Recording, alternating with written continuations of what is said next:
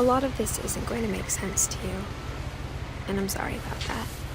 I'm just going to start at the beginning, with the house.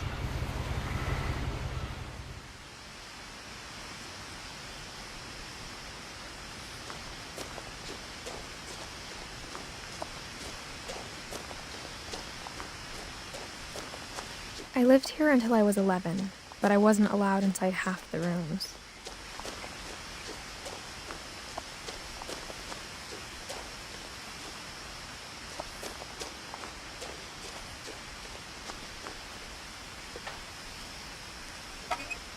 Inside the mailbox were bills from 7 years ago, marked urgent, open immediately.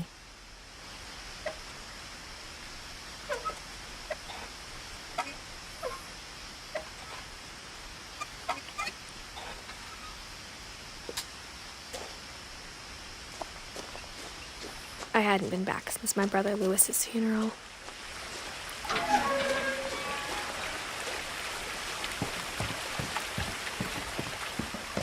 In her will, my mother left me a key, but didn't tell me what it unlocked. Maybe she thought I'd know. Or she thought that the mystery would be enough to bring me back.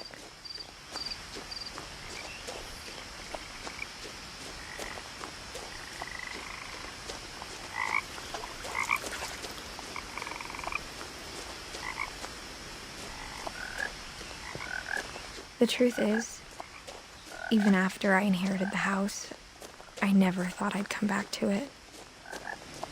But now I had questions about my family that only the house knew the answers to.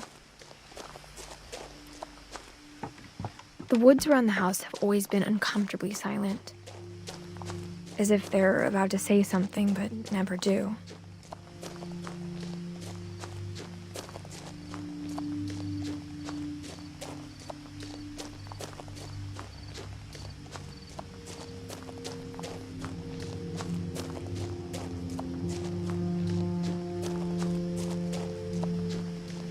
The house was exactly like I remembered it, the way I'd been dreaming about it.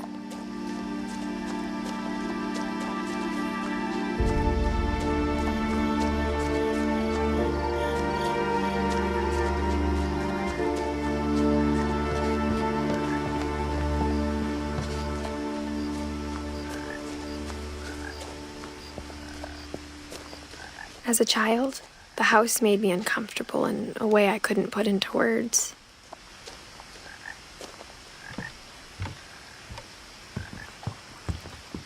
Now, as a 17-year-old, I knew exactly what those words were.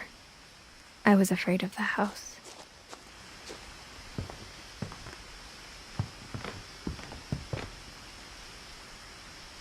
I hoped the key might unlock the front door.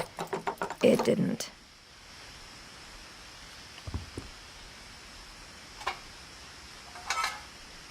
Looking in, I felt like the house itself had been waiting for me.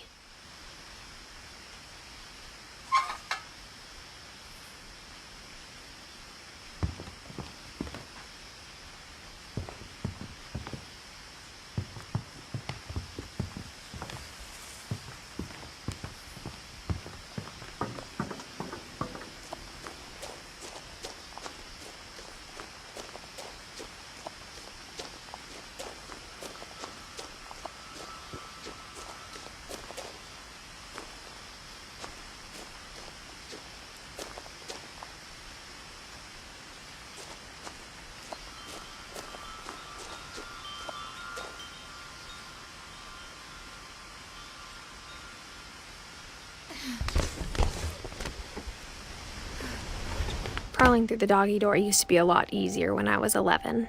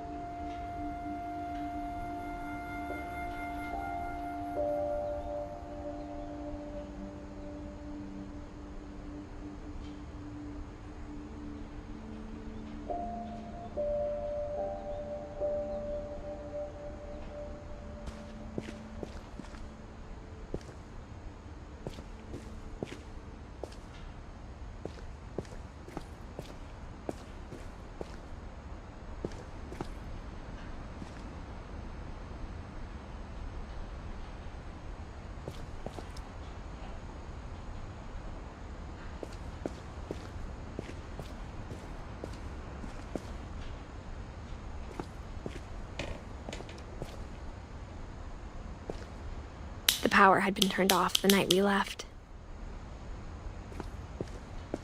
For the first time in years,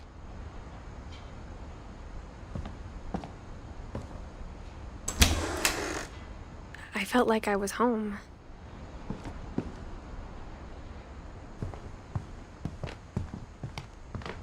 But instead of a family, there were just memories of one.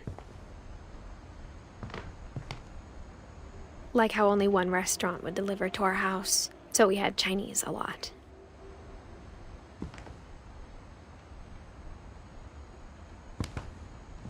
Or how after Louis started working at the cannery, we all got sick of eating salmon. Except our cat, Molly.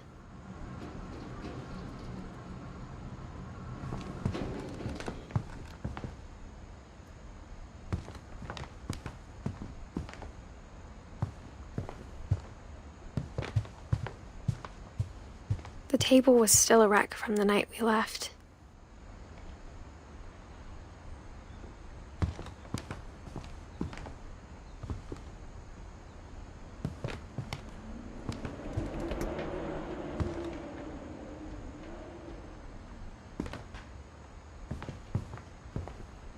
It was like a bomb had gone off, killing everyone but sparing the furniture.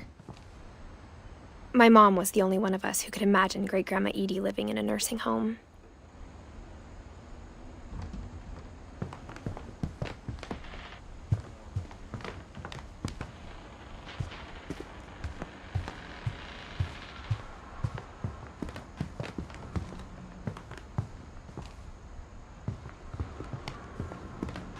Nothing in the house looked abnormal.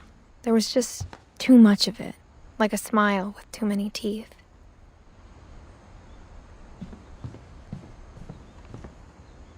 Mom always told me to stay out of the basement, so I wasn't too surprised when the key didn't fit.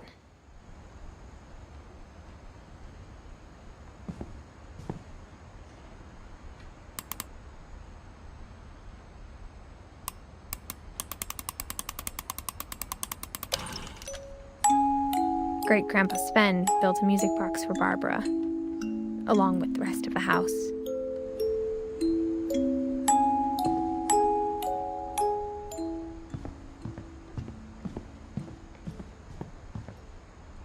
A lot of things got left behind in the whirlwind of that last night.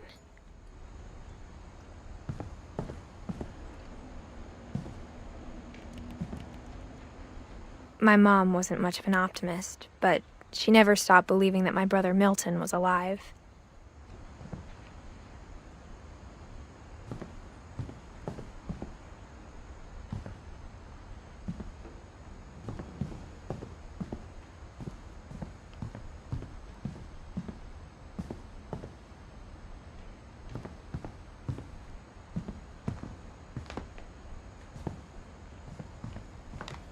Even the fireplace had a story. Edie told me the bricks came from the original house, after it sank.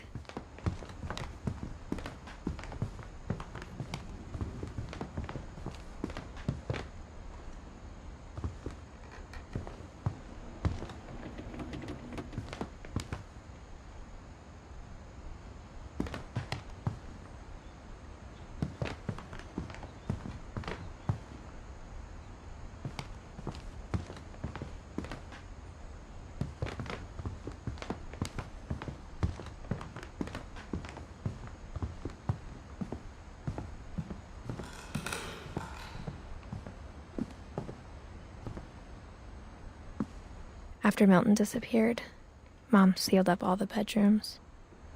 Then Edie retaliated and drilled peepholes.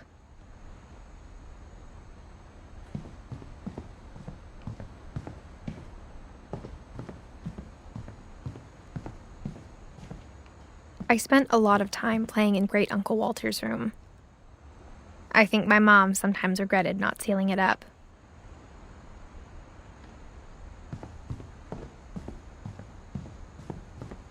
Louis told me there were secret passages, but I never believed him.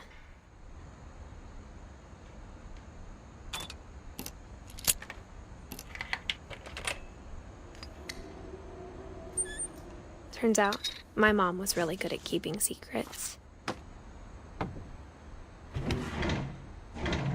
Now it was time to find out what my mom had been afraid of.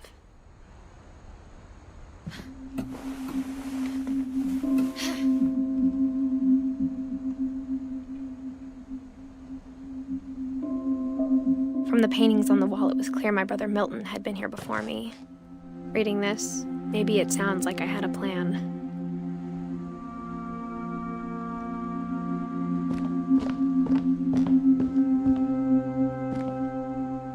But I had no idea what was behind that door.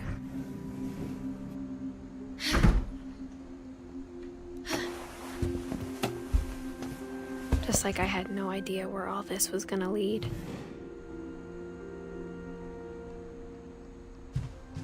I grew up looking at Molly's room through the peephole.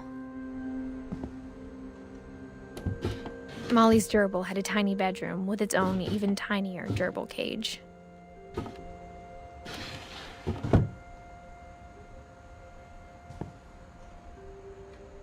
Being inside for the first time, I felt like I'd stepped behind a painting.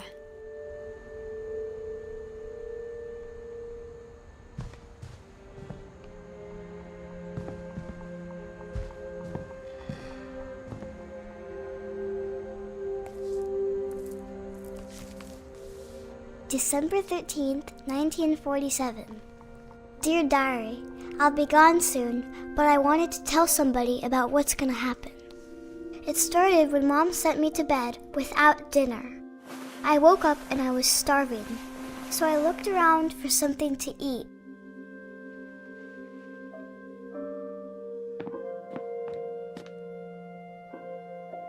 The gerbil food was dry, but I didn't mind it.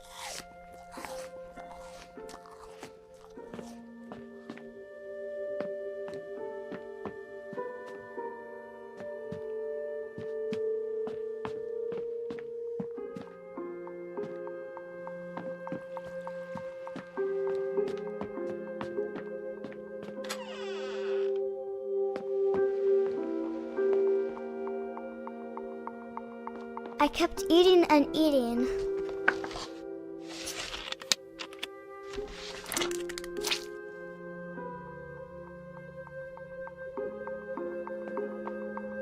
I ate a lot of things that night.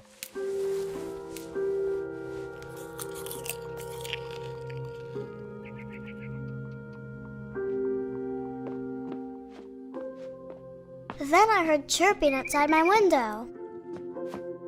It was a barn swallow going back to her nest.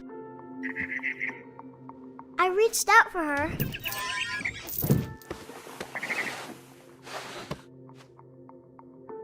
And suddenly, I was a cat.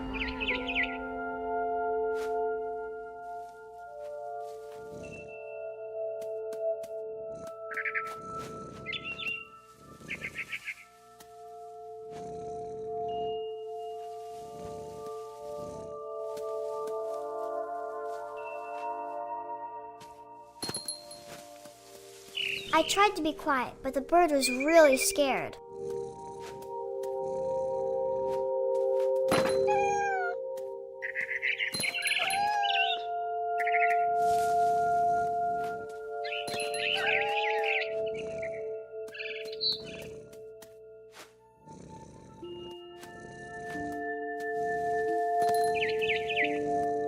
Mom and Dad didn't even look at me.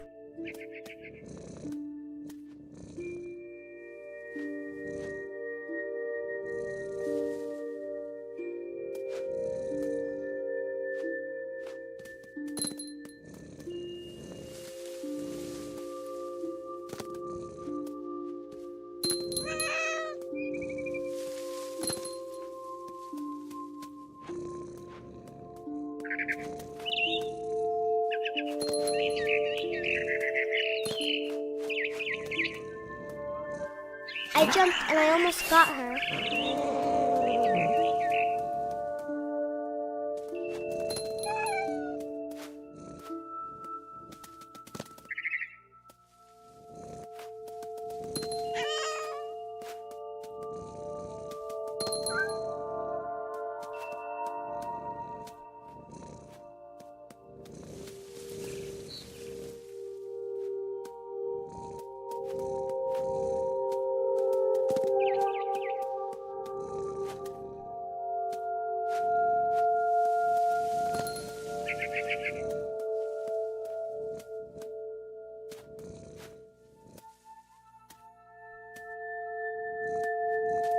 Now I was up in the big tree. I promised Dad I wouldn't climb it anymore. All I cared about was eating that mama bird.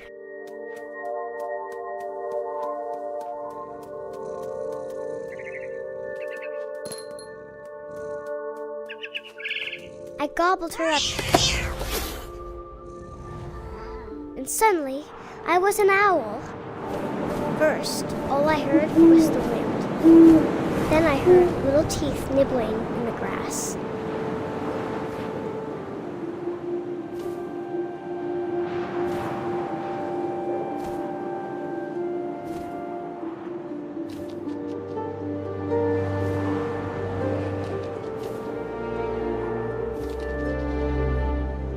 Rabbits.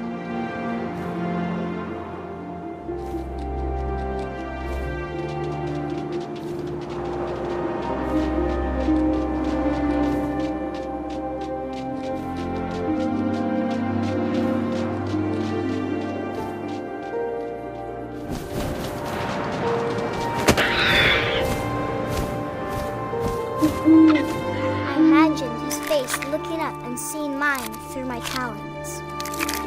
I swallowed him up, and I didn't chew one bit. Then I flew off to find something bigger.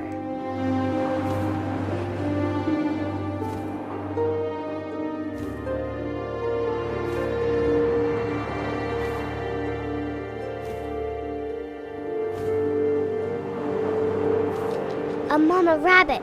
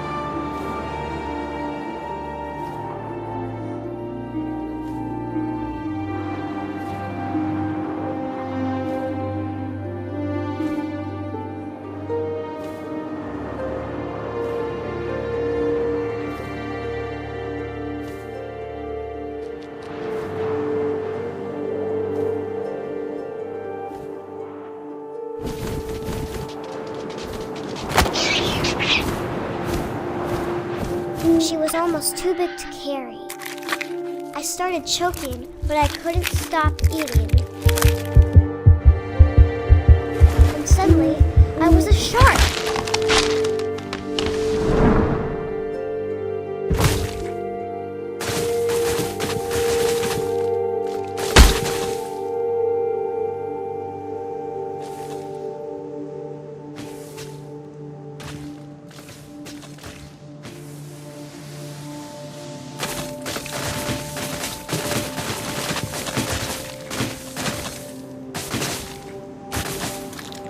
I rolled off a cliff and into the ocean. Now, I was hungrier than ever.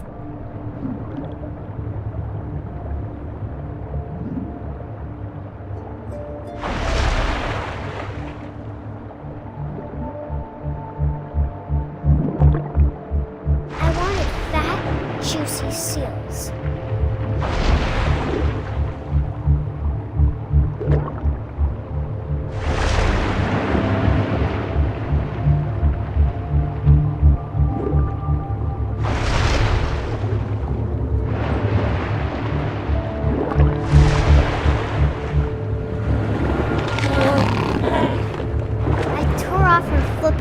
Tasted really good.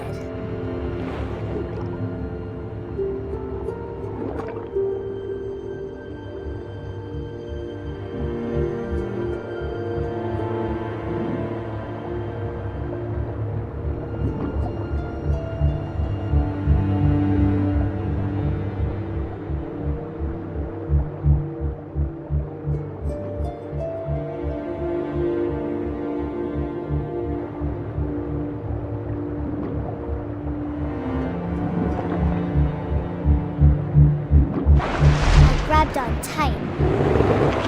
But I was so hungry, I jumped out of the water. When I opened my eyes, everything had changed.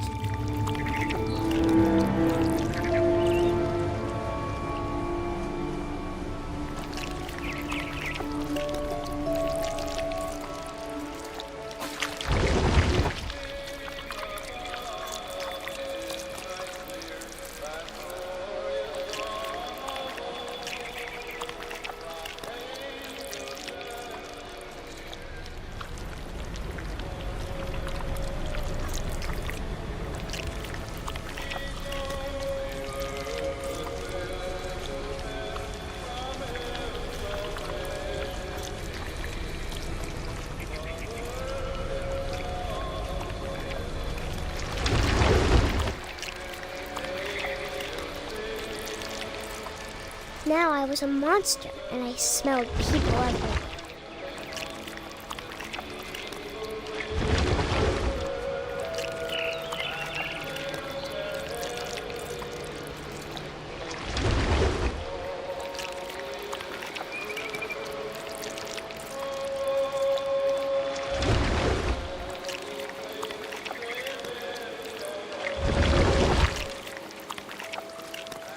I was big, but I moved real quiet.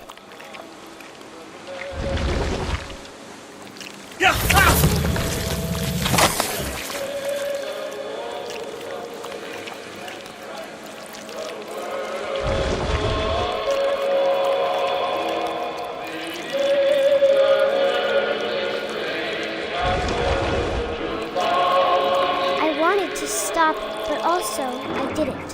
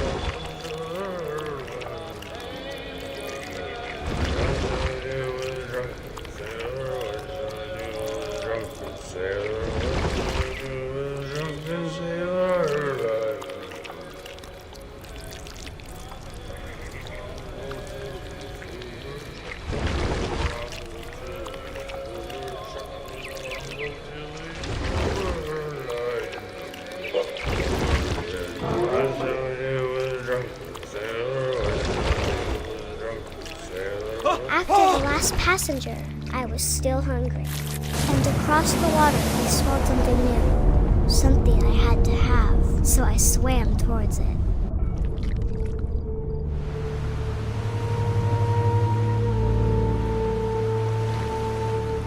I slithered onto the sand, and the good smell went into an old pipe.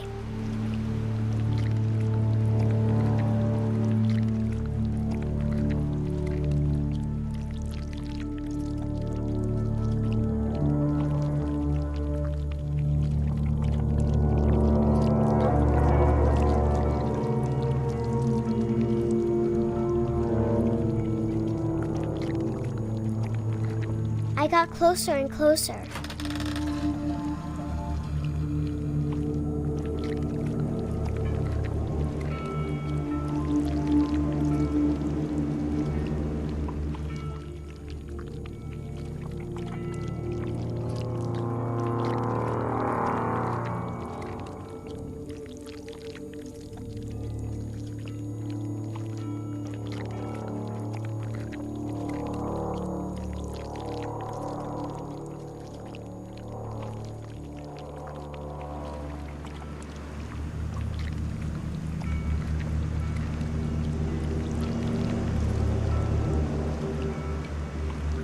All my stomach started growling. And suddenly, I was me again. I held my breath for a long time, but I couldn't hear anything. I think it's waiting asleep. But it's not going to wait much longer. It needs to feed, and we both know I will be delicious.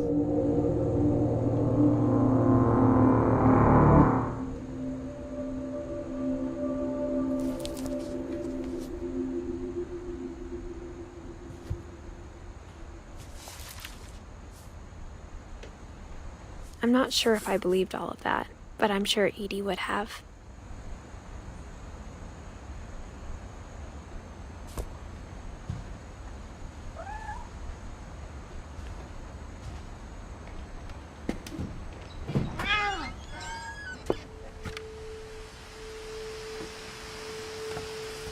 This will be obvious later, but my mom never told me any of these stories. Edie would have, but Mom didn't like bringing up the past. Though, when we adopted a stray kitten, she was the one who named it Molly.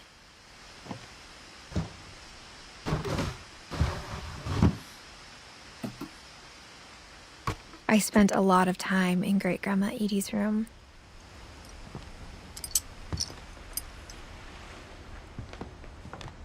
We got along, and it was a good place to hide from my mom. Louis died a week before we left, but Edie had already started to memorialize him. Her room was like a museum. For 500 years, the Finches have been famous throughout Norway for their fortune and misfortune.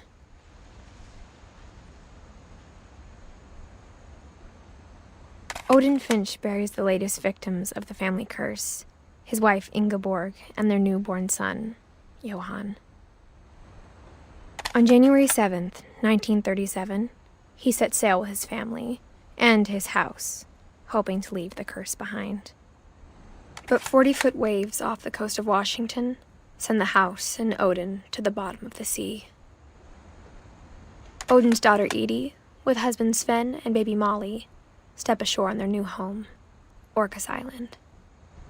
Odin Finch is the first to be buried in the new family cemetery. His daughter Edie is already dreaming of a new Finch house.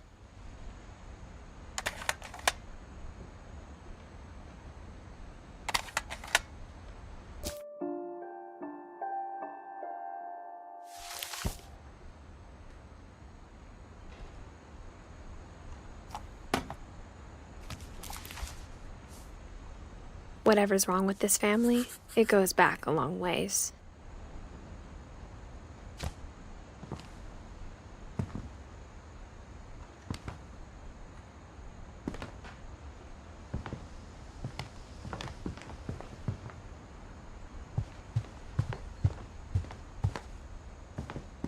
Even in her 90s, sometimes Edie seemed a lot younger than my mother. When Edie told people Sven was killed by a dragon, she could also have said he was building a dragon-shaped slide that collapsed. She could have, but she didn't.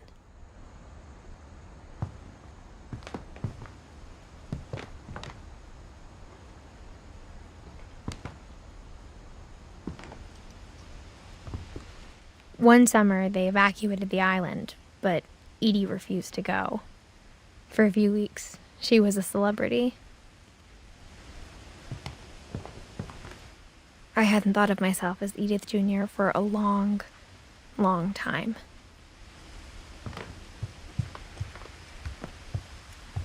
Edie gave a big interview about a mole man living under the Finch house. My mom was furious.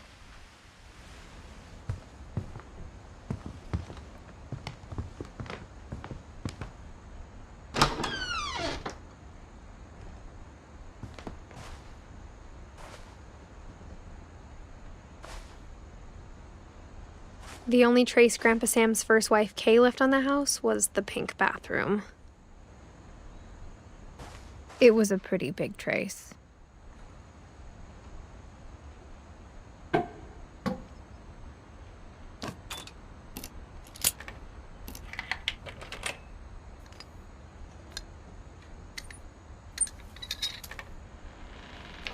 There's a secret in this bathroom.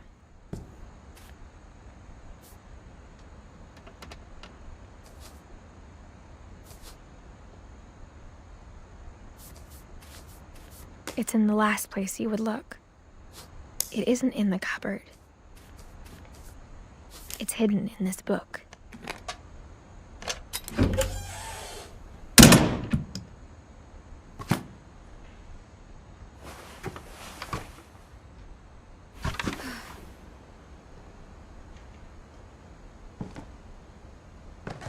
Sven gave Sam an old camera he'd refurbished. He never put it down.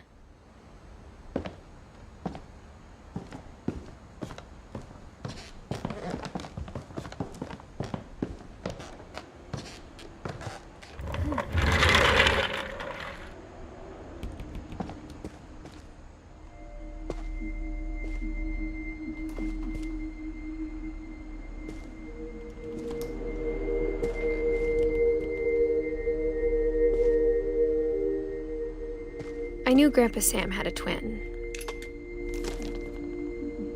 and that he never talked about him.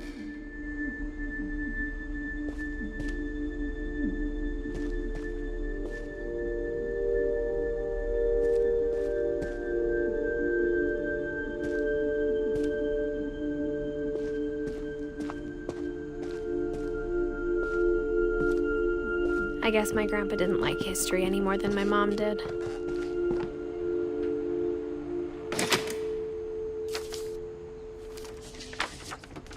How I Want to Remember My Brother by Sam Finch.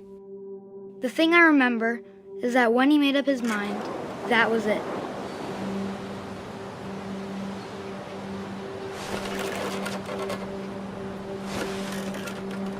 My brother said he'd die before he ate another mushroom, and he did. At Barbara's funeral, we swore we'd never be afraid again, and he wasn't. I think Calvin always wanted to fly. Sam! Calvin! Dinner's ready! Coming! But that day, he finally made up his mind to do it.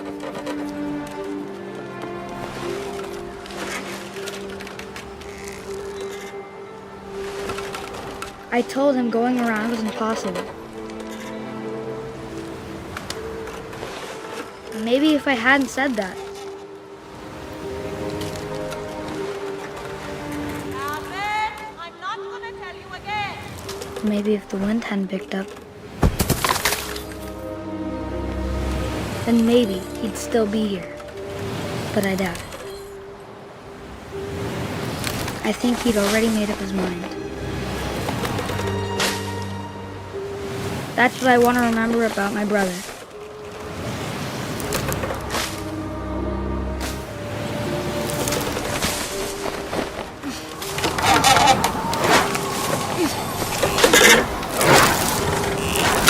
The day he made up his mind to fly.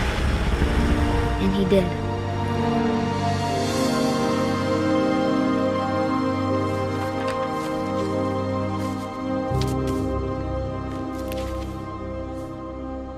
Calvin's story felt strangely familiar.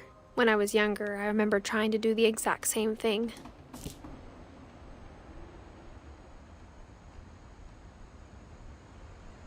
After the funeral, Edie roped off Calvin's half of the room.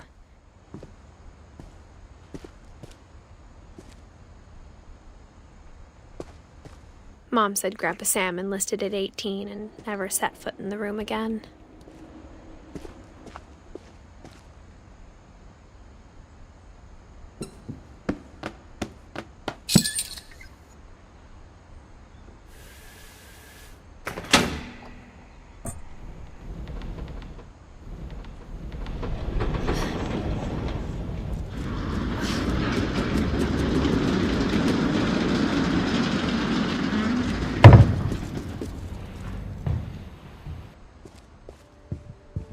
The passages were a pretty tight fit.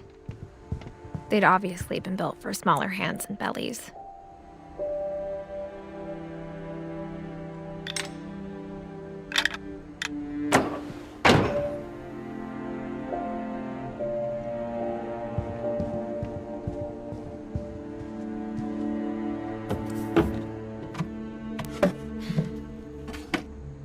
Growing up, I always thought of Barbara as a child star.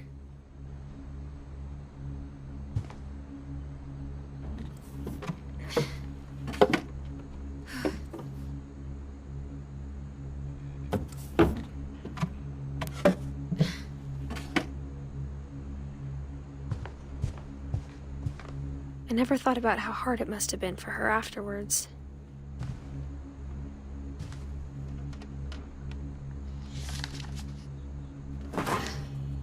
Of all the stories people wrote about Barbara's death, I'm surprised Edie saved this one.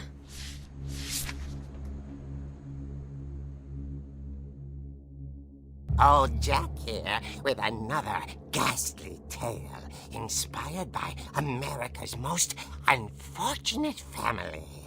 I'm calling it The Surprise Ending of Barbara Finch. As a child star, Barbara was famous for her scream. Now at 16, she was all washed up. A has-been. But in a lucky break, she'd been asked to perform her signature scream at a local convention for monster movie fans. It was just the boost her career needed. Unfortunately, her scream hadn't aged well. Getting better. I think you just need the right motivation. Her biggest fan and current boyfriend, Rick, was about to demonstrate when... Now that was a great scream. It was Barbara's father, Sven. He'd slipped into a table saw and had to be rushed to the emergency room. So Barbara got stuck babysitting her youngest brother, Walter. Her convention comeback was cancelled. Okay, I'm hearing frustration, but I'm not hearing terror. What if I tried... A gang of hoodlums in Halloween masks have been terrorizing Orcas Island tonight. Police are urging residents to... That came from the basement. You're right!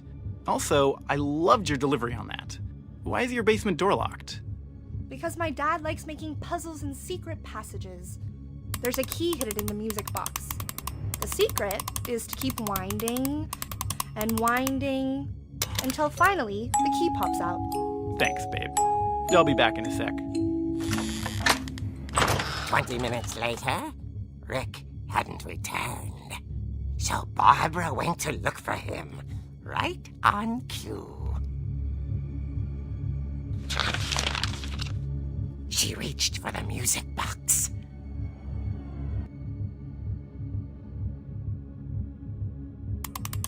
And as she wound the key, she listened for Rick, but the house was silent.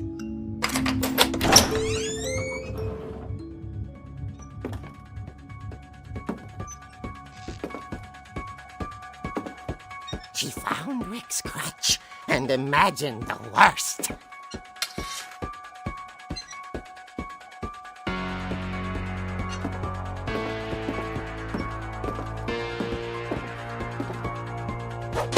The gang's leader is the infamous Hookman killer, Dr. Carl Hamill, who impaled and then ate his family 10 years ago tonight.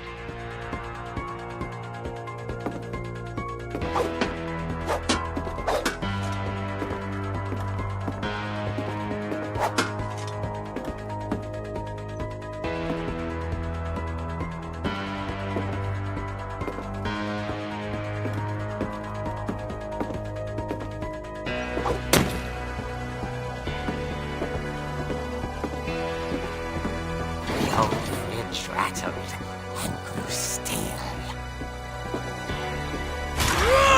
Oh dear!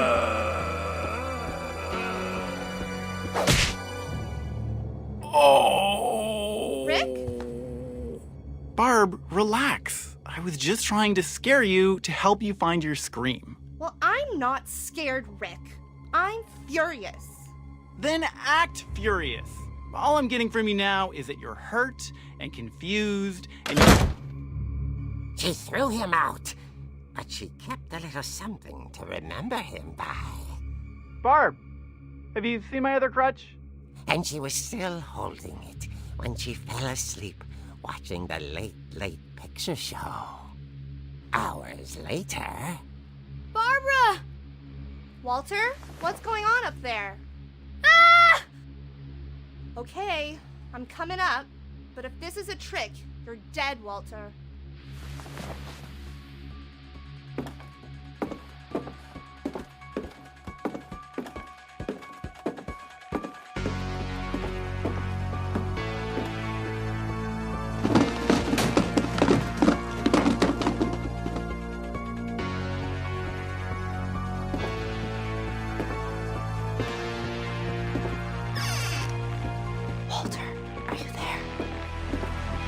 Walter had vanished, but his bedside radio was still on.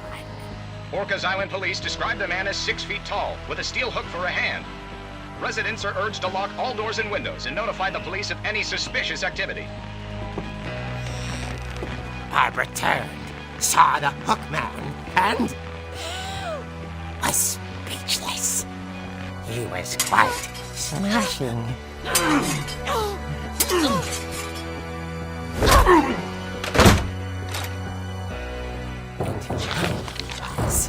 he couldn't get enough of Barbara.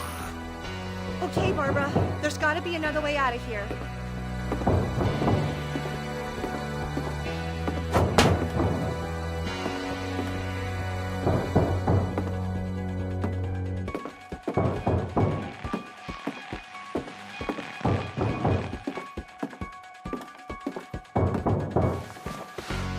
That night, she played her part beautifully.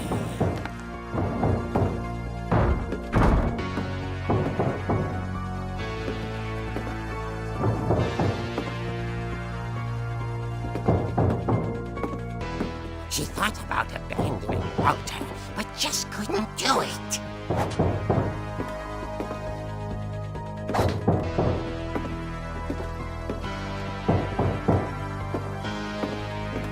Molly's door hadn't been opened in years. The hinges groaned.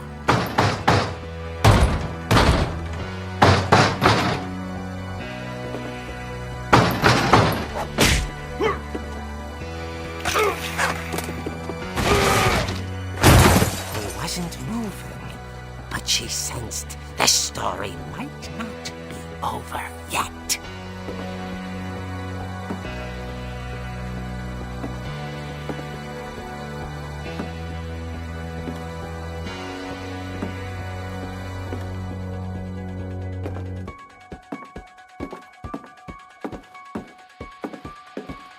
The hookman had vanished. She listened for his breathing, but all she heard was...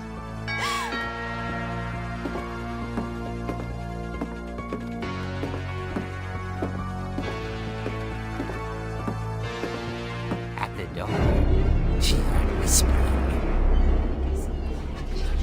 It was coming from inside the house.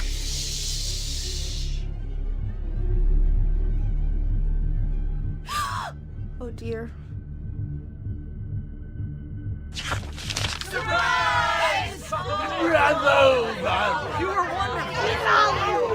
monsters had come to surprise her. For Barbara, it was a dream come true. Then she saw what kind of monsters they were, and she realized what was about to happen. She was going to be famous. And with her final breath, Barbara Finch gave the performance of her life.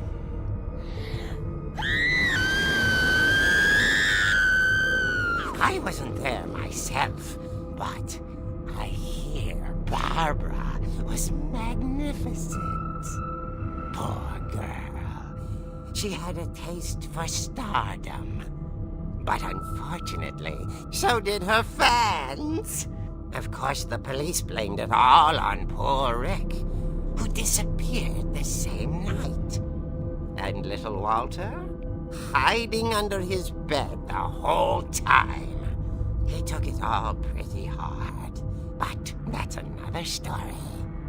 As for Barbara, tucked inside the music box is all they ever found of her. Her ear. Now that's what I call a real eerie tale.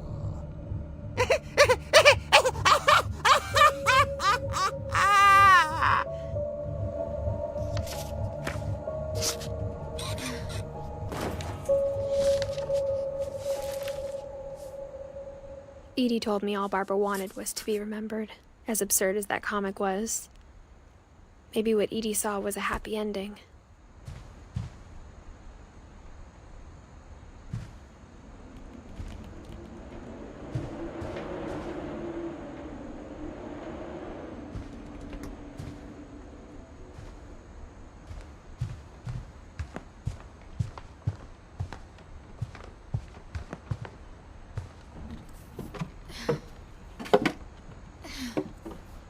I guess now I know why Mom didn't like me playing with the music box.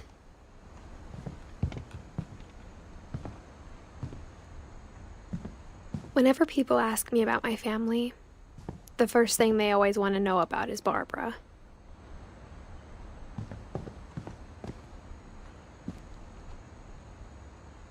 Mom must have locked the third floor stairs on the night we left.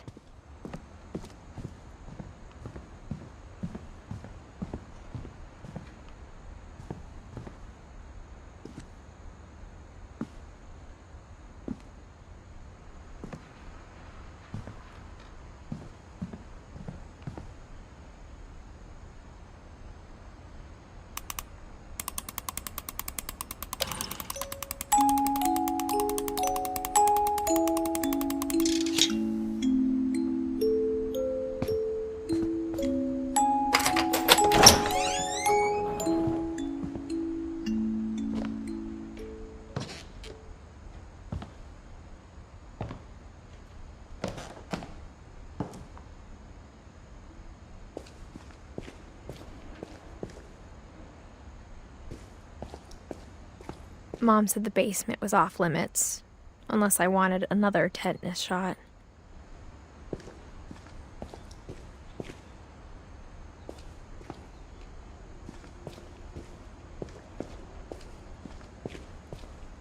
I saw Edie sneak down to the basement once, carrying packages.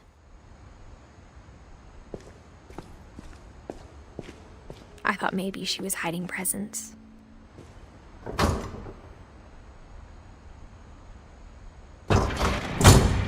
It turned out she was hiding a lot more than that.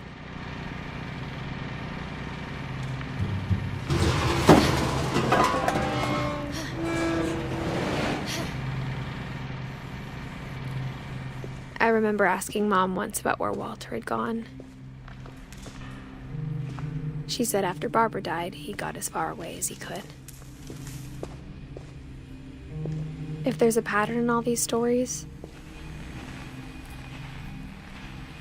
I think it's that none of us has gotten very far.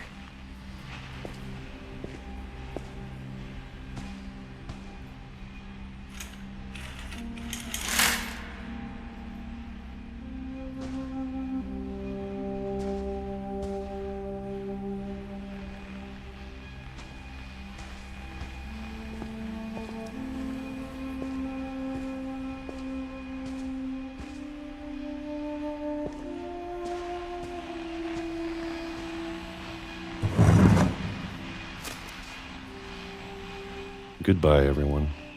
I can't believe I've been down here for 30 years. On that first day, after the shaking started, I didn't think I'd survive a week.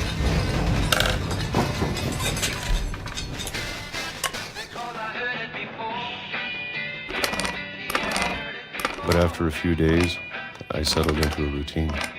That's what kept me sane.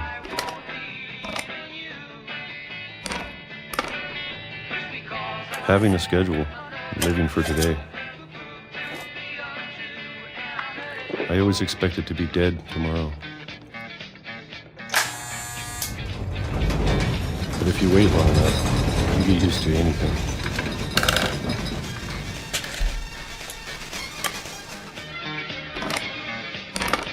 Even a monster on the other side of the door starts to feel normal. Almost friendly.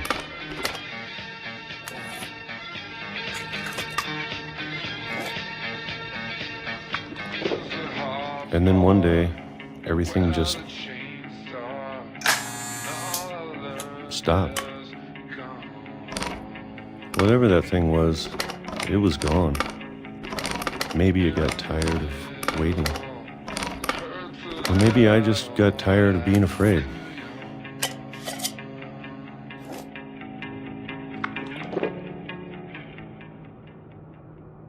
It's been a week now, the longest in 30 years. I'm done waiting. I have to leave while I still can.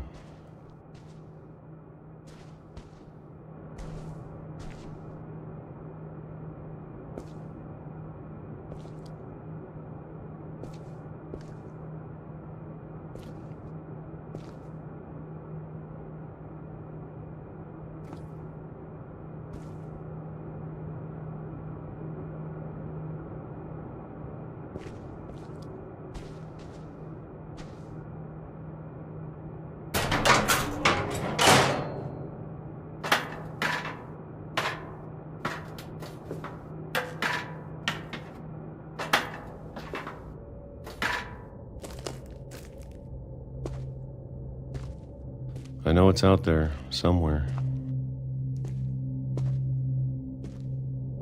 Whatever killed Barbara and Molly and Calvin.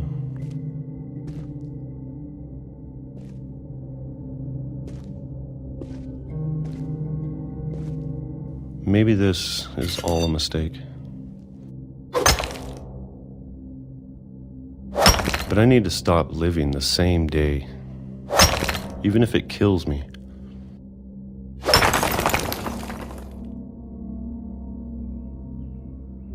Whatever's out there, I want you to know I'm ready for it. I'm going to appreciate all of it, especially the food. I don't mind if I only have a year left, or a month, or a single week. I'd be happy with one more day. I can already imagine the sun on my face.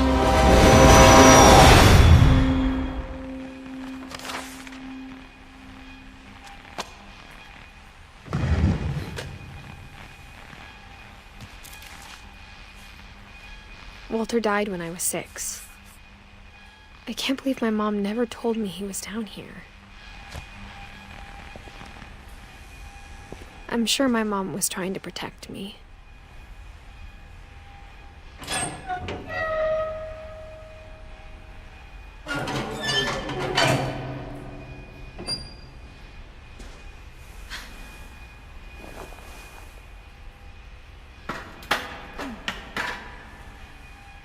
Maybe she was afraid I'd end up like Walter. But if she never told me about an uncle under the house, I can only imagine what else she was hiding. I don't want to make the same mistakes she made.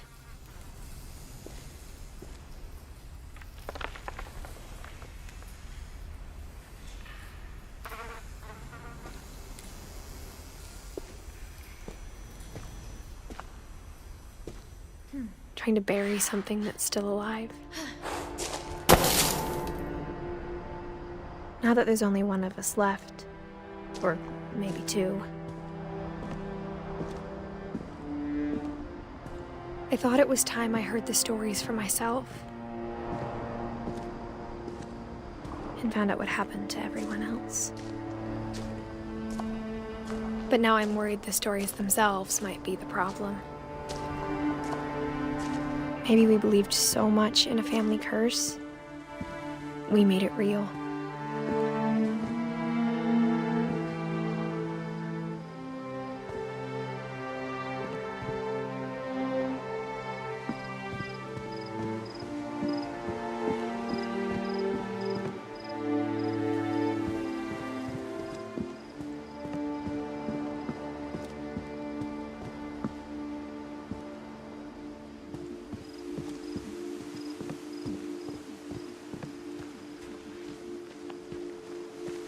I don't know if I should even be writing this.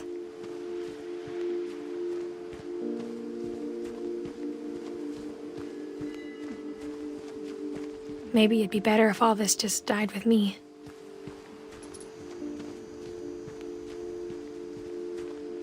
But I thought you should know about your family.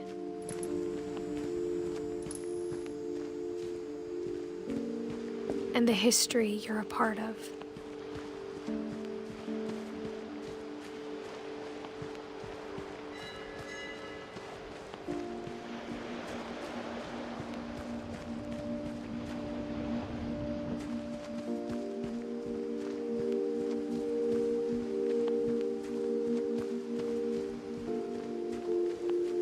Though to be honest, I feel as lost as you probably do right now. I think the people in these stories believed them, for what that's worth.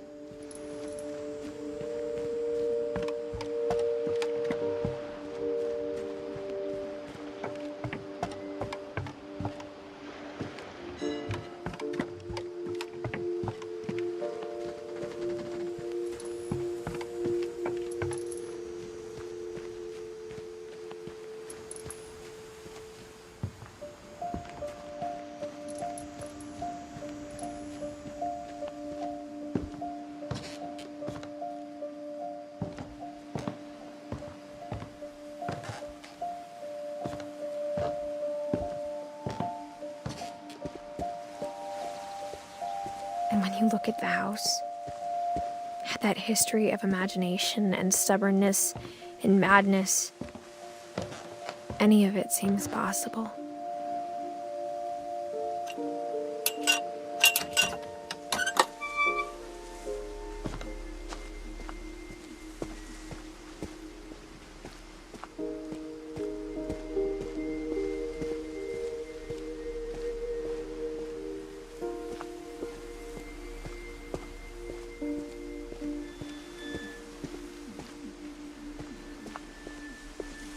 I think we've been surrounded by death for so long, we've just gotten used to it. What kind of family finishes building a cemetery before starting the house?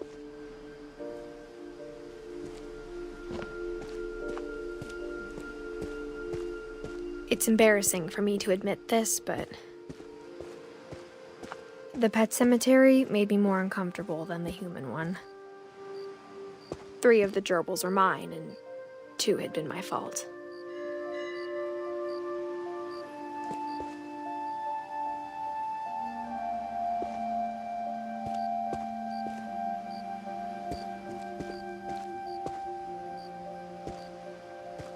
Sven built the house, but it was Edie who designed the cemetery.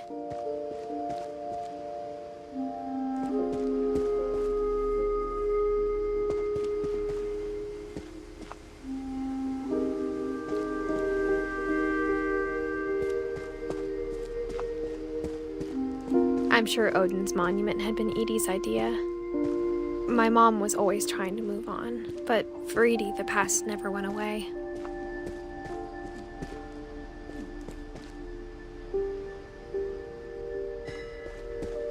She could see it poking out of the water at low tide.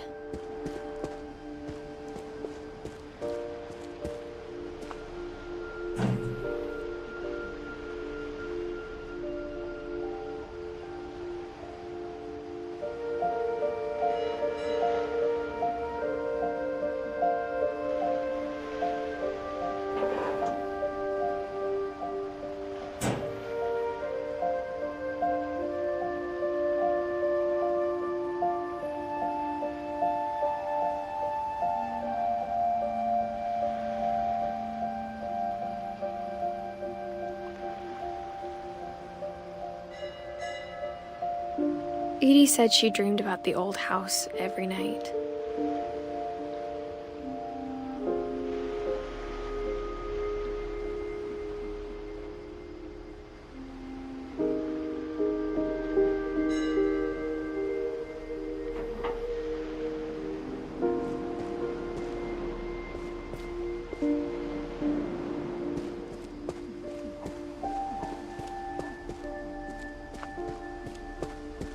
Edie's side was always easier for me to understand. But the older I get, the more I can see where my mom was coming from. She lost 2 of her brothers, just like I did. I get why she tried so hard to protect us.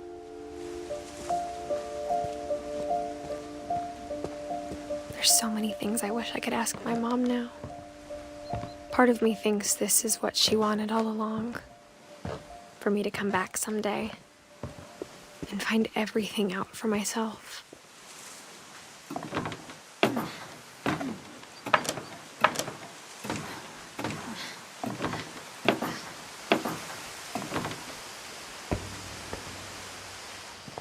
But looking back on it now,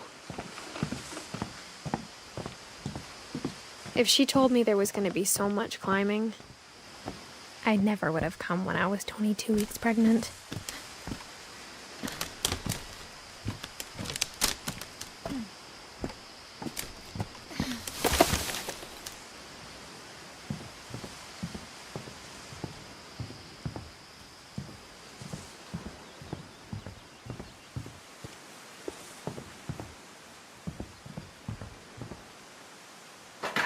I never met Grandpa Sam, but I think he and my mom had a lot in common.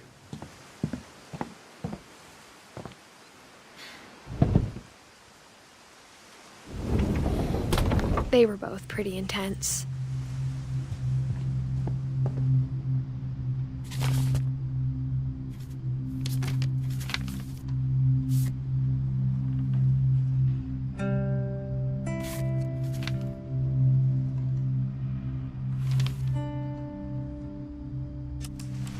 Dawn, I promise, you'll never forget this weekend. Yes, sir. These memories are gonna last a lifetime. Am I gonna have to shoot anything? It's a hunting trip, Dawn. Shooting is strongly encouraged.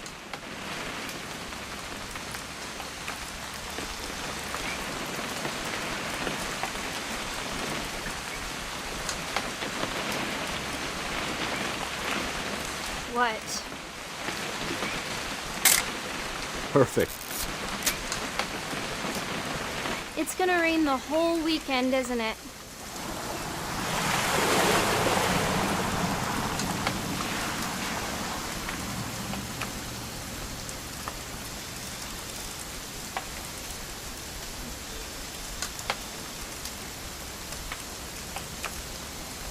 I will never forget this weekend, Dad. That's the spirit. Okay, got it. I'm gonna take some pictures, okay? Just be careful. That camera's older than you are.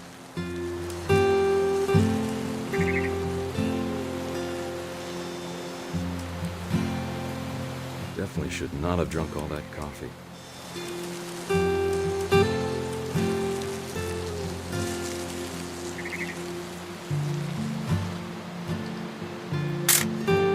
Aw. You're right, Dad. It's starting to clear up. Still freezing, though.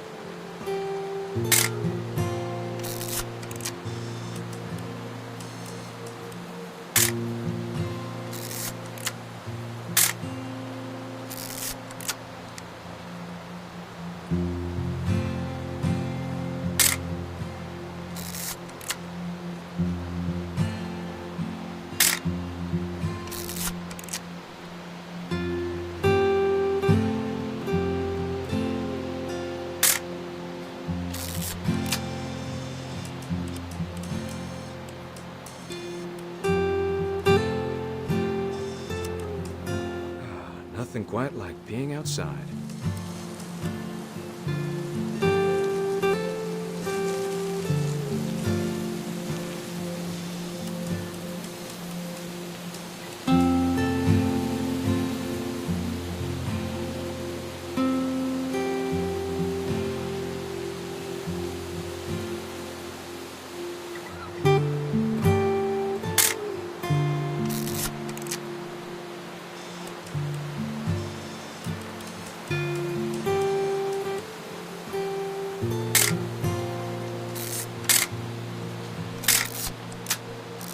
Oop.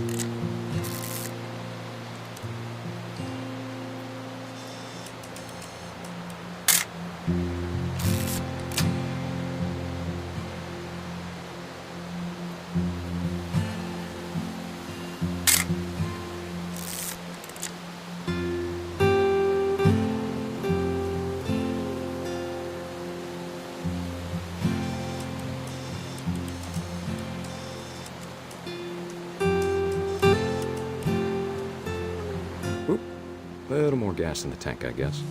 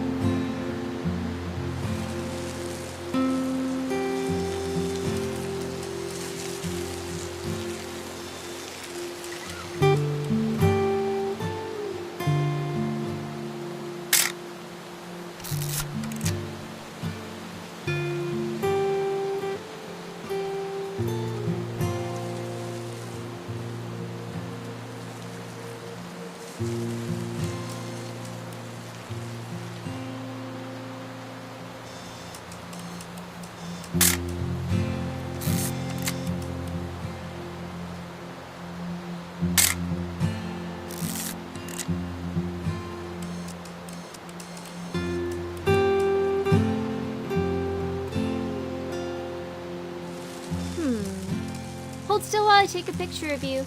I definitely... Hey! That's a keeper. I'm just saying, I'm not always gonna be here, Don. You'll need to remember this stuff, if you want to survive. I'll be fine, Dad. You know who else thought he was gonna be fine? Some guy who died. Don, I'm being serious. I know, Dad.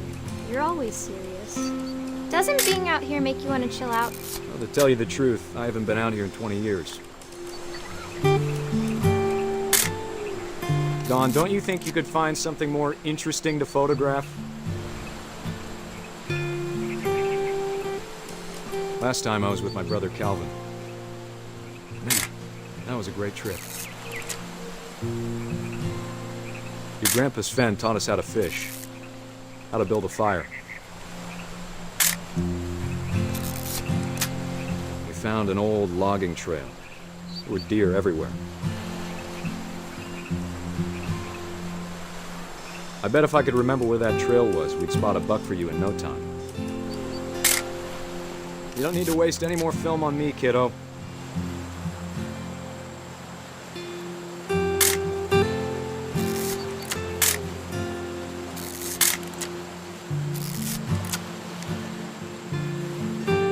Give me a minute to check the map.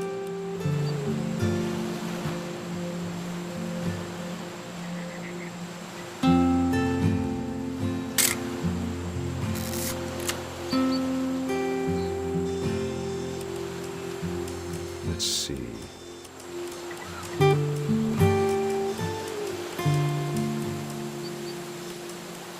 Maybe.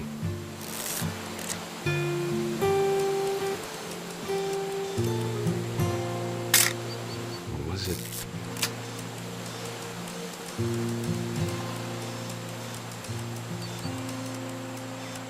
could have been...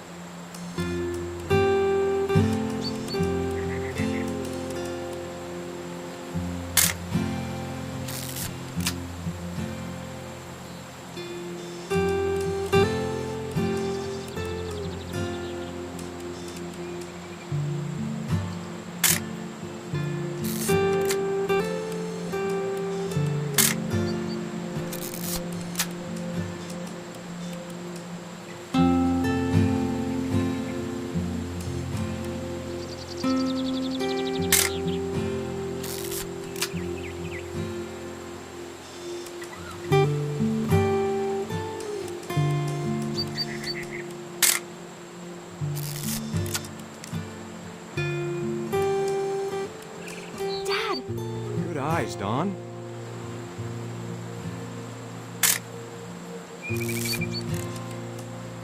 Before you take the shot, let me get a picture of you.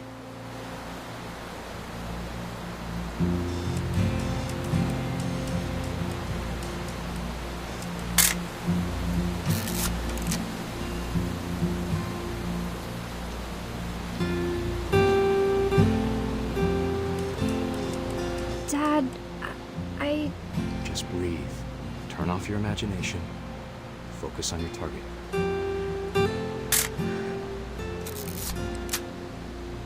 I'm over here, Dad.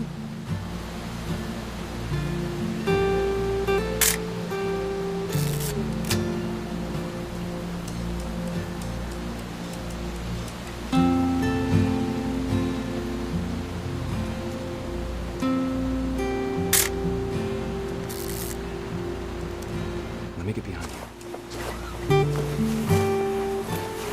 Do I have to do this? Dawn, you don't have to do anything. But if you want to survive, you'll need to be strong.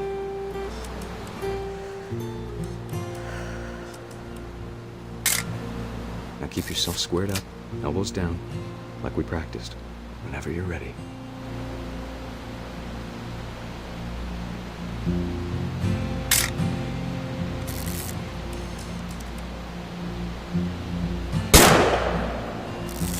Great shot, Don.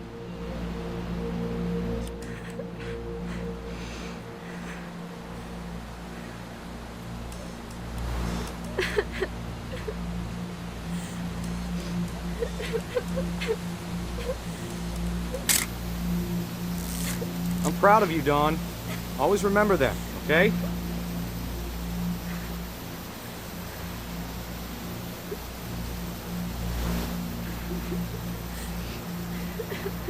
Sorry, Don. Just gotta reset the timer.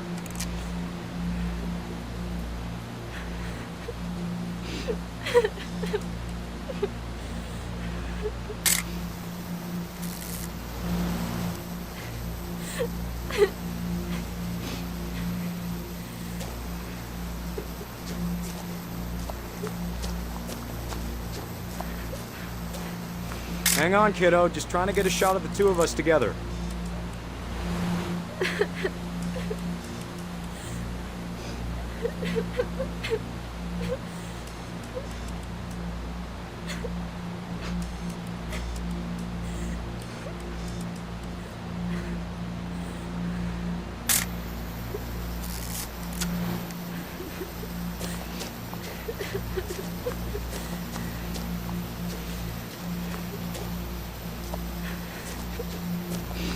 Dad, it's twitching.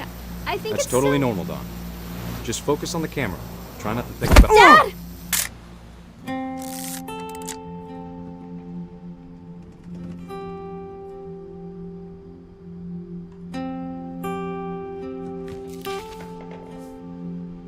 Of all these stories, that's the one I wish most that my mom had told me.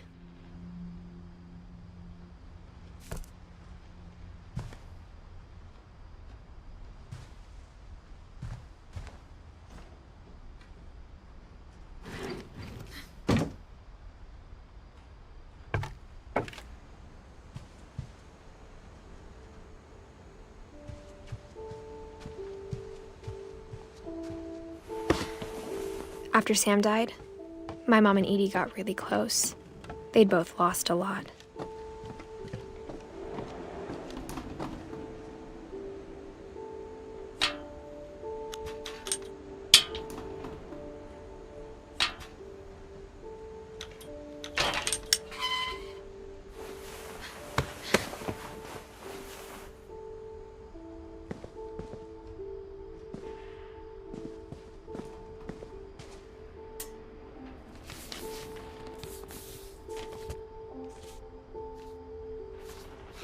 Dear Kay, do you remember the way Gregory used to laugh when he thought he was alone? Like something funny was happening, but only he could see it.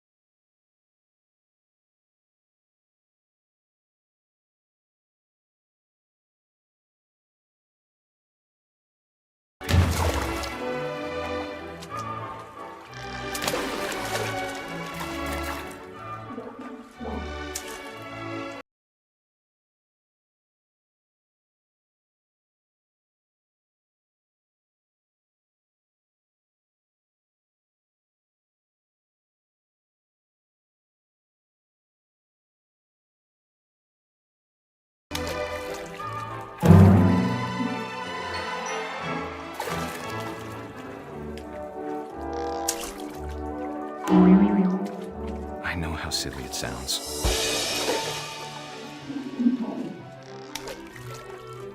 But I worried about a baby being too happy. But I could feel him slipping away. Sorry about that, Gregory. I know you did everything you could. Maybe if I hadn't called that night. Damn it. Hold on, I don't want Gregory to hear this.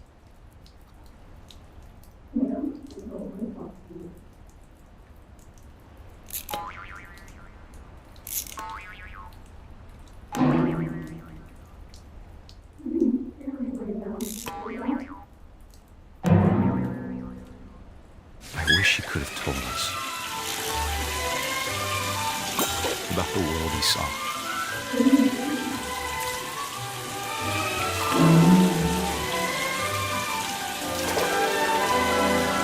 There's so much I don't understand about Gregory, about everything.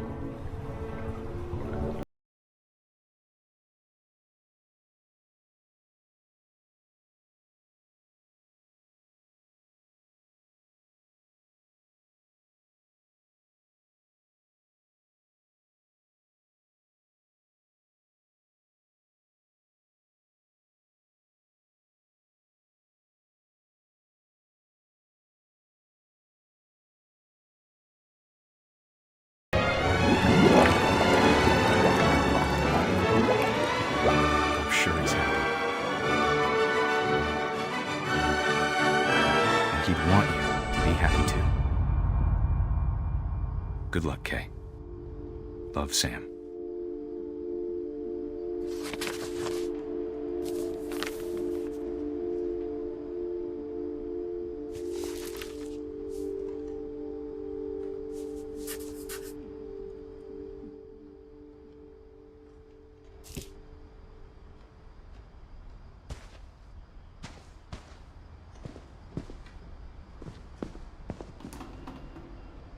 I can't imagine my mom ever writing poetry, and yet...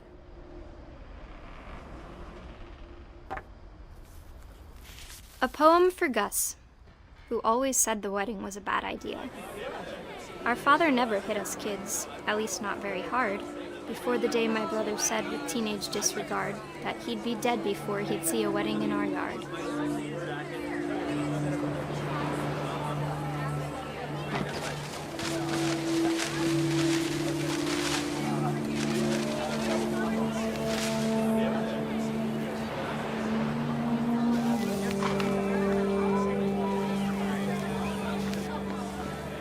My father made him come, of course, but Gus stood far apart, just flew his kite and bottled up the storm inside his heart.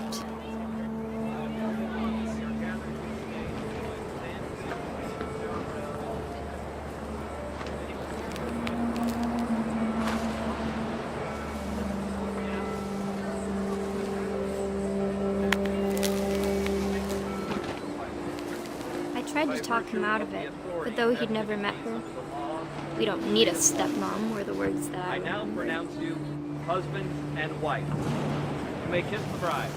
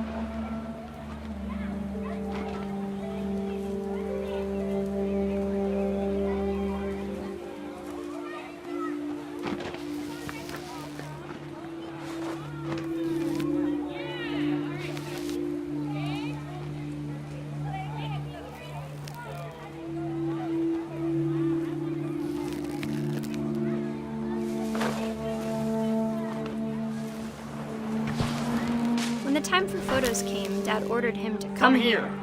But Gus declined and as a sign held up his middle finger.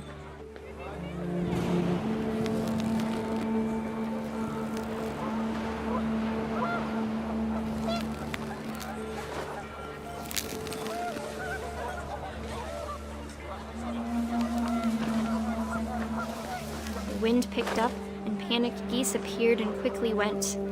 But all the humans did that day was go inside the tent.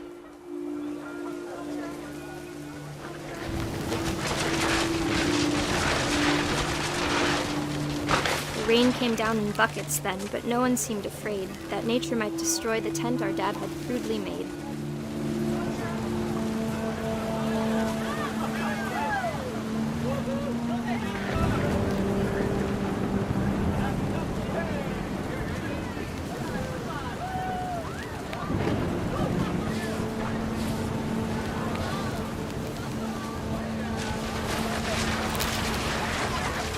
Thunder sounded much too close and full of angry power.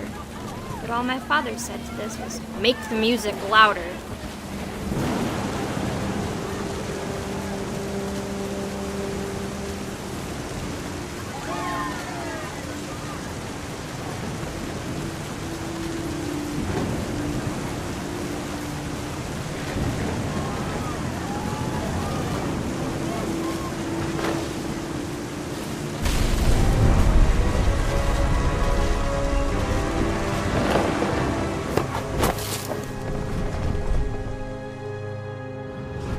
I wish that I could truly say I thought about you on that day.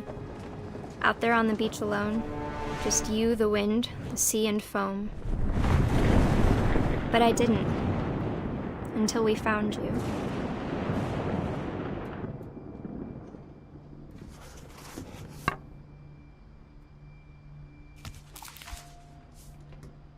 She never talked about him, but Mom told me once if I was a boy, they were going to name me Gus.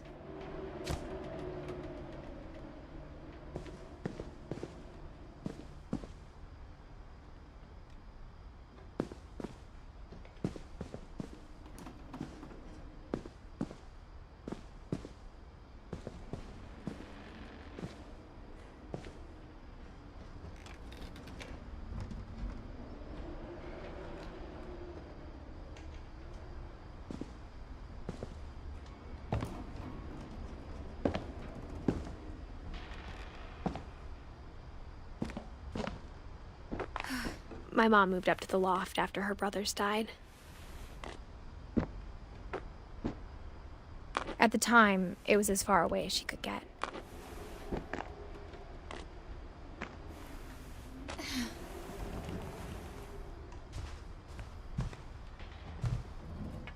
My mom moved to India a week after graduation and got a job teaching English. She spent a summer building houses in Calcutta, where she met my dad, Sanjay.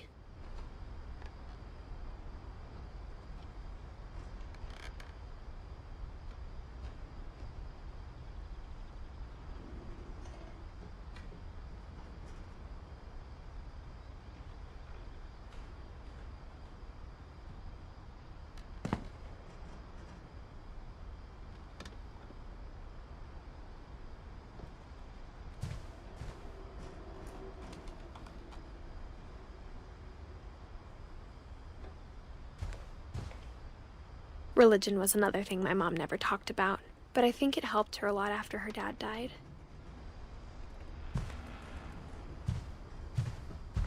Louis was born a year later.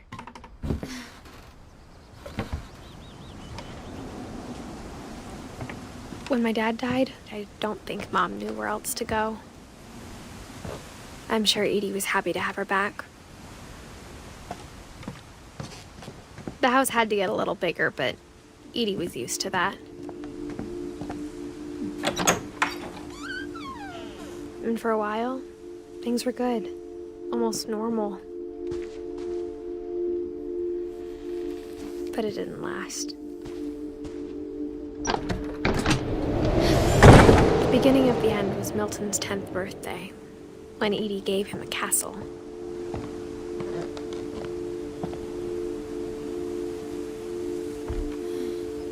After Milton disappeared, the only thing he left behind was a room full of paintings.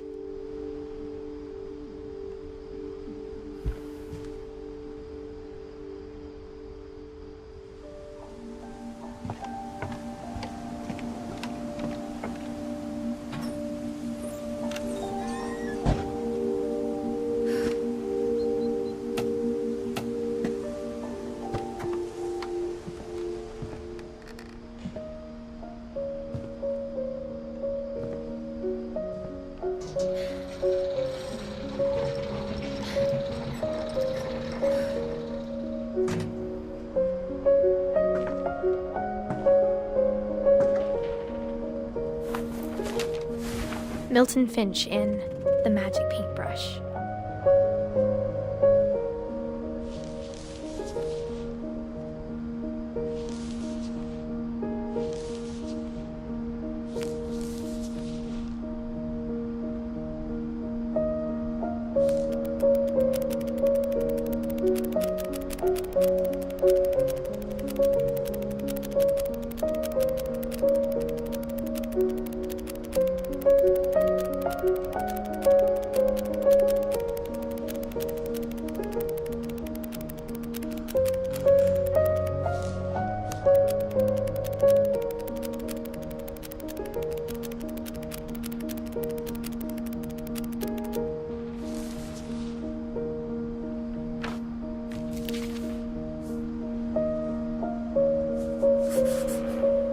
I was 4 when Milton disappeared.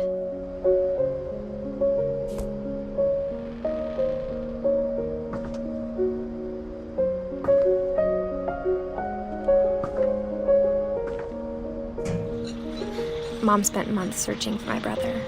Then she sealed the doors.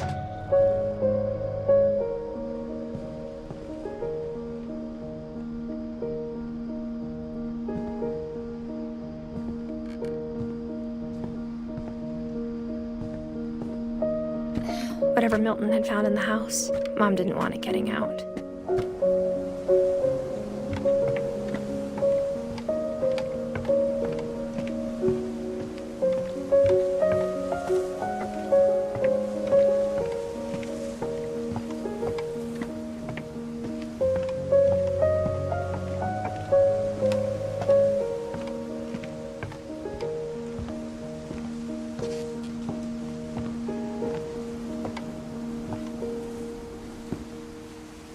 Mom definitely blamed Edie, but I think Louis blamed himself. After he graduated, he just spent more and more time in his room, until Mom got him a job at the cannery.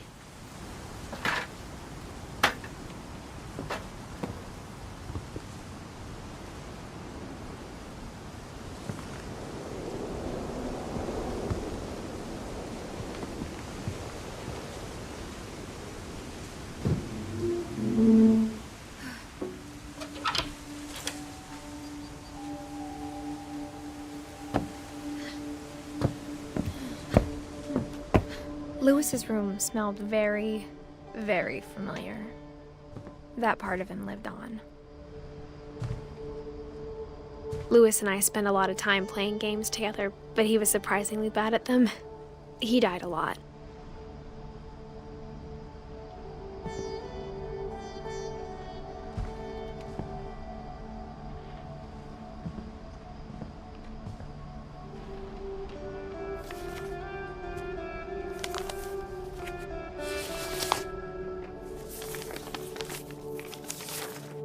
Dear Mrs. Finch, as Louis's psychiatrist, I can understand your desire for an explanation. As I see it, the trouble began in January, shortly after we convinced your son to seek treatment for substance abuse. Newly sober, I believe Louis first noticed the monotony of his daily life.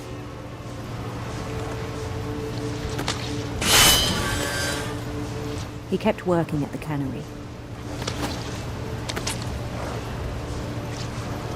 But he withdrew part of himself. In our sessions, I saw the same behavior.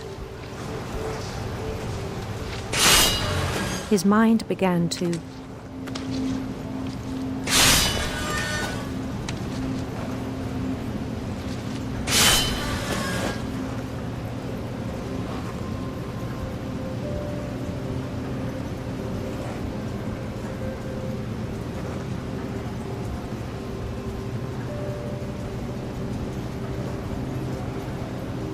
wander.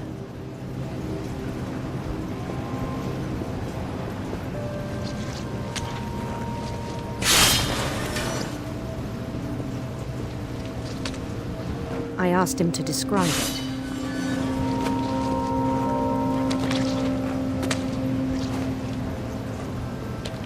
He said he started small, imagining a labyrinth. He'd feel his way about.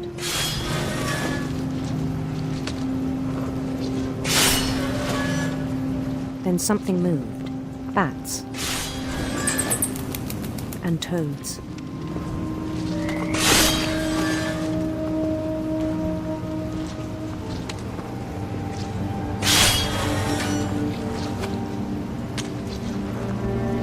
And things that have not names. He knew it was all in his head.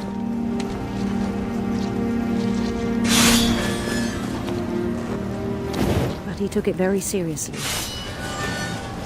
I had hoped he'd find himself.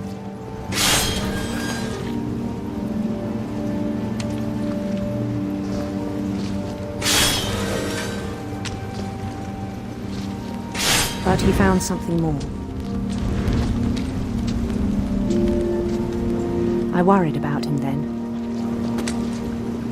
Daydreaming at the cannery.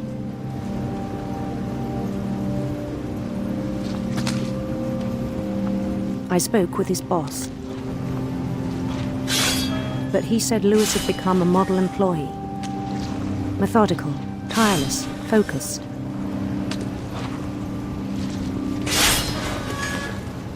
Like a whole new Lewis. So I let him go on.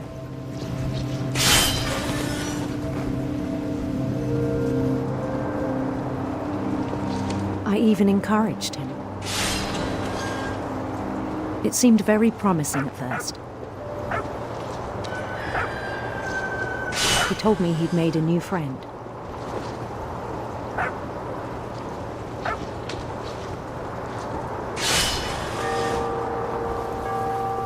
On the edge of a city he named Lewis Topia. He built the city up slowly, brick by brick.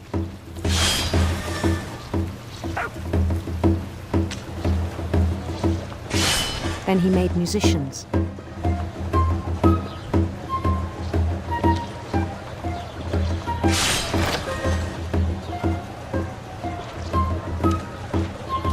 And songs for them to play.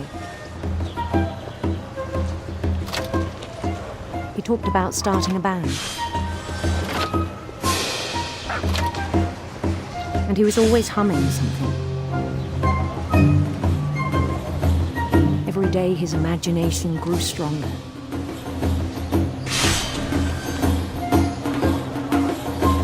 He no longer spoke at the cannery.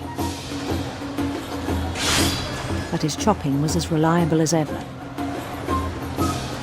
Then one day it struck him that all the cheering crowds, even the stones under his feet, were all in his imagination, so he could do whatever he wished.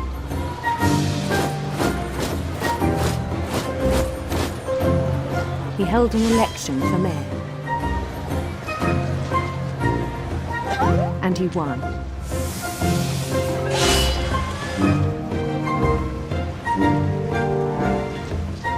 They begged him to stay, but his mind was already wandering. It became a game for him.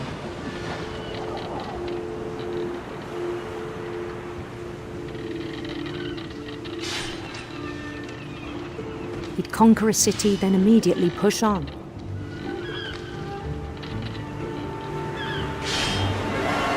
New Louisville.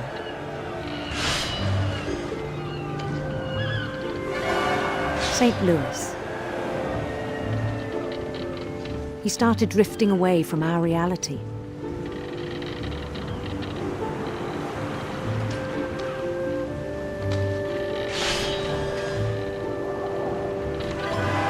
Minneapolis, until one day he forgot to go home from the cannery.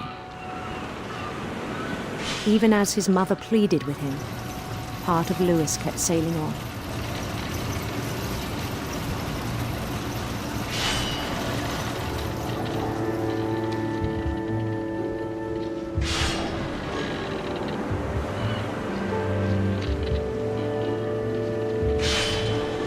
In Louisburg, he heard rumors of a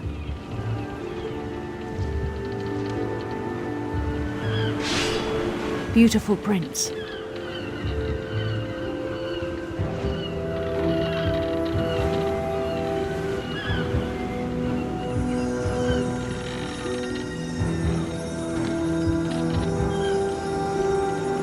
The prince was on his own quest for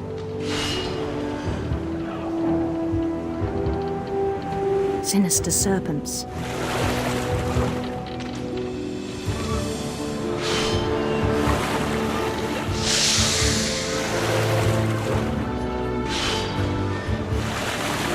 He followed the sound of his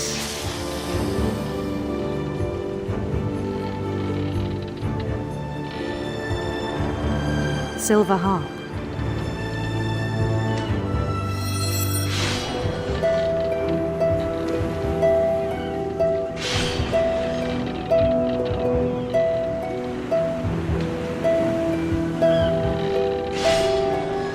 His chase led him to a golden palace east of the sun and west of the moon.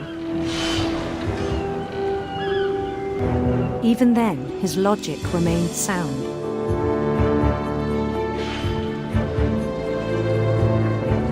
He knew the world was all in his imagination.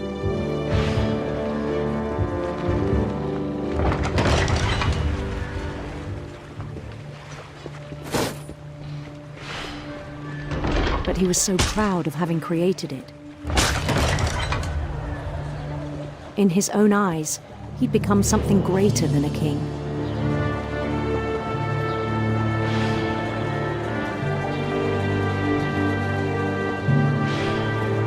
For someone who'd never known success in the real world, I think it was overwhelming. And then it struck him that the real Louis was not the one chopping salmon, but the one climbing the steps of a golden palace.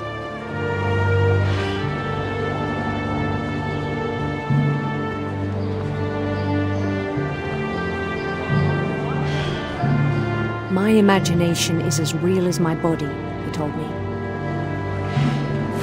It was hard to argue with him.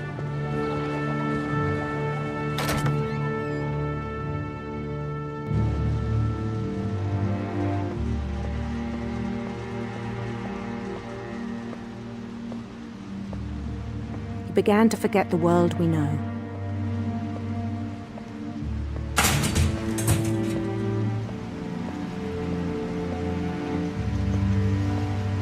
I think it pained him to remember Louis, the cannery worker.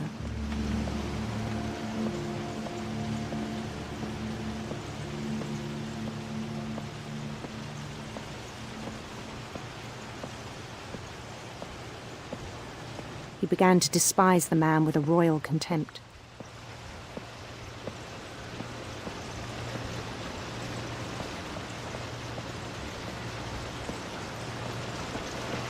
I still thought I could save him.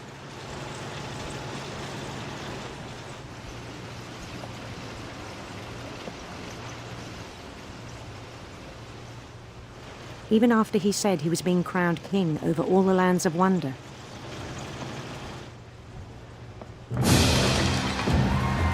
The palace would be packed with his companions.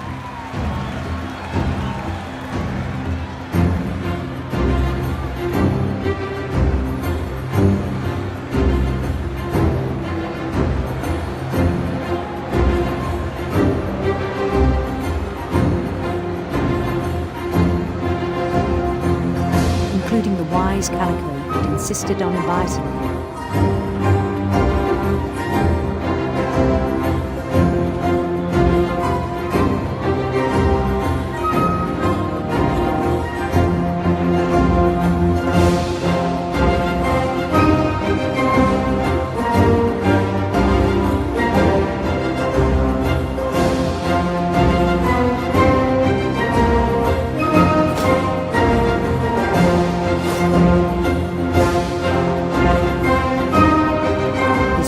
Waited, holding his crown.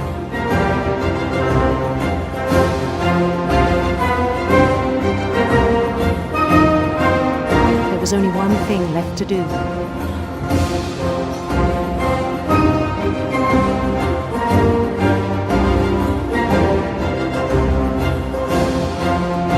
Bend down his head.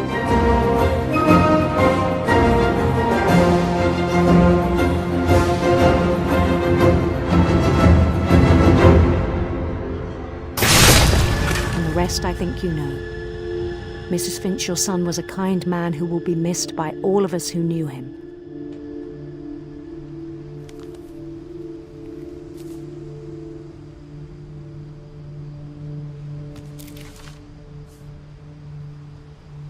My brother was really cool. I wish you could have met him.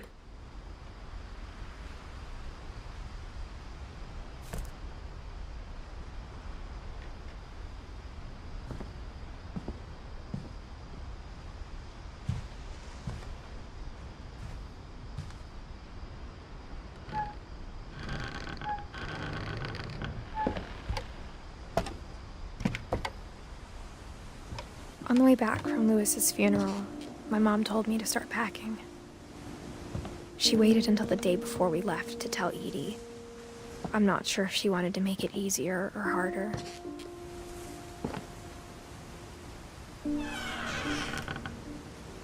I wish we'd stayed.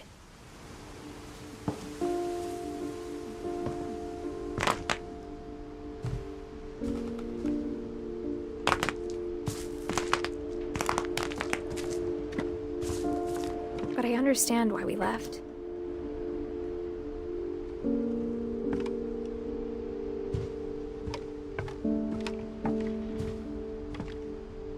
My mom ended up leaving everything behind.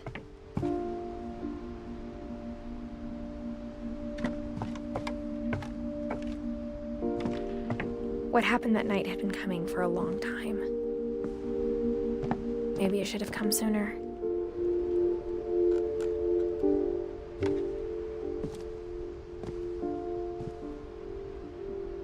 But it had to end one way or another. All that's left now is to tell you about that last night.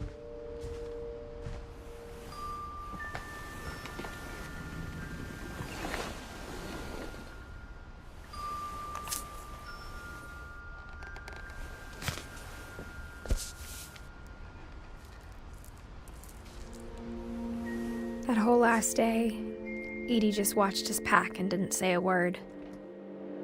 Until supper, when she raised her glass and said, "To our final night together, and all our final nights apart." Grandma, you know what I said about alcohol. Some of your medications are very Edith, specific. I left a present for you in the hallway. Why don't you go open it? The grown-ups have to argue now. I'm sorry, you're right. We're all leaving tomorrow. Let's just enjoy our last... I'm not leaving. Edith, you're excused.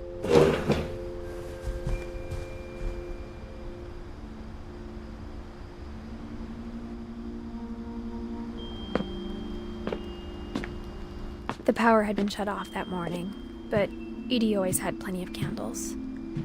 When my mom sealed the library, I don't think she knew about the other entrance, or that Edie had a key to it.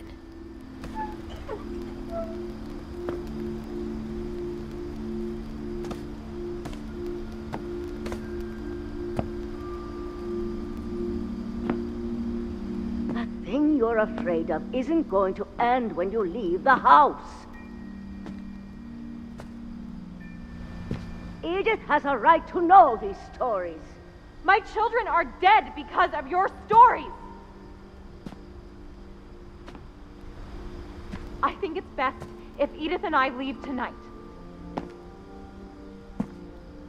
We'll have the nursing home send a van for you in the morning, okay? Dear Edith, there's so many stories I wish I could tell you, but there's only time for one. This is about what happened on the night you were born. That night, the tide went way, way out.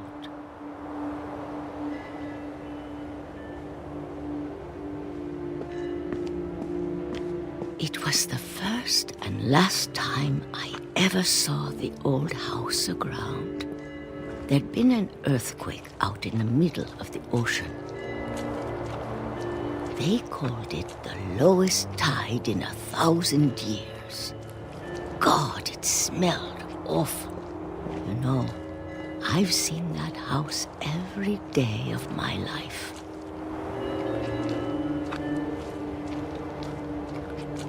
But I never thought I'd go back to it.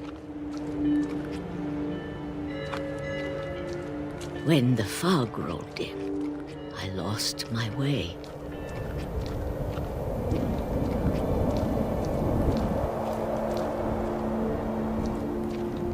I got turned around.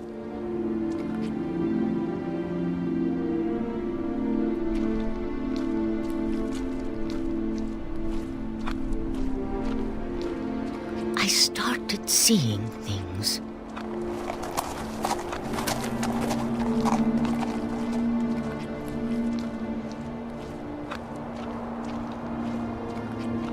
Things I'd forgotten had ever existed.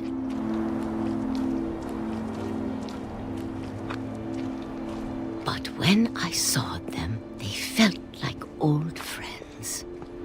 That night, a lot of things came back to me. Or maybe I came back to them.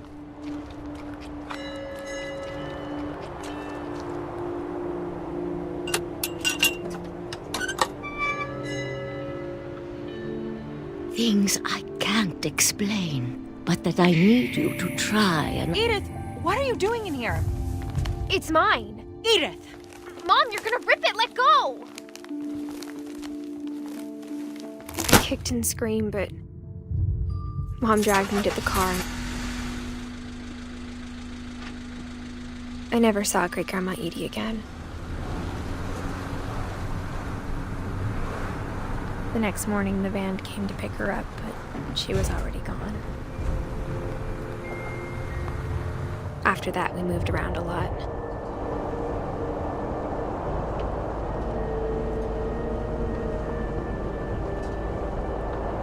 We both tried to make the best of it.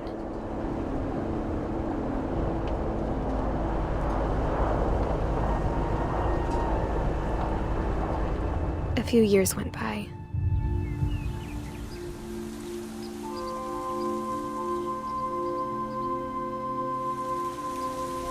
My mom didn't like to talk about it, but she started getting sick a lot. The rest happened pretty quickly.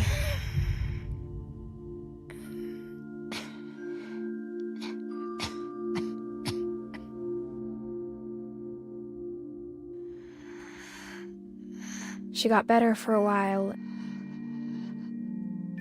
and then she didn't. And then I was alone. The last Finch left alive.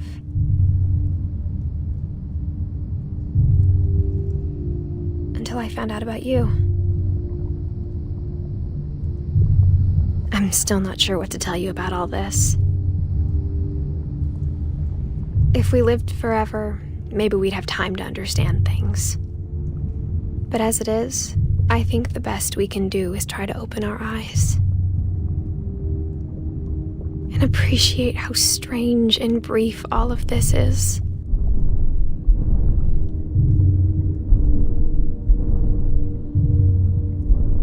This journal was supposed to be for you. But now I hope you'll never see it. I just want to meet you and tell you all these stories myself. But I guess if you're reading this now, things didn't work out that way.